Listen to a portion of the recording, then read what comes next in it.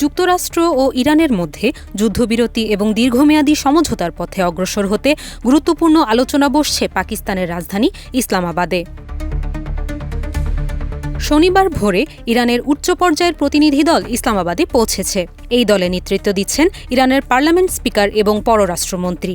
অন্যদিকে যুক্তরাষ্ট্রের পররাষ্ট্রমন্ত্রী একটি সরকারি বিমানে ইসলামাবাদে পৌঁছেছেন বলে পাকিস্তানি সূত্র নিশ্চিত করেছে। ইসলামাবাদ এই আলোচনায় নিজেদের একটি নিরপেক্ষ কূটনৈতিক প্ল্যাটফর্ম হিসাবে উপস্থাপন করছে। পাকিস্তানের প্রধানমন্ত্রী শেহবাজ শরীফ আগে থেকেই 2 সপ্তাহের যুদ্ধবিরতির ঘোষণা দিয়ে এই আলোচনার ভিত্তি তৈরি করেন। তিনি জানিয়েছেন, তারা উভয় পক্ষকে একটি স্থায়ী ও বাস্তবসম্মত সমাধানের দিকে এগিয়ে নিতে সহায়তা করবে। তবে আলোচনার আগে ইরানের পক্ষ থেকে কিছু শর্ত সামনে এসেছে। লেবাননে যুদ্ধবিরতি কার্যকর হওয়া এবং ইরানের অবরুদ্ধ সম্পদ মুক্ত না হলে আলোচনা শুরু না হওয়ারও আশঙ্কা রয়েছে। অন্যদিকে যুক্তরাষ্ট্রের যুদ্ধবন্ধের পাশাপাশি আঞ্চলিক নিরাপত্তা নিশ্চিত করাকে অগ্রাধিকার দেবে।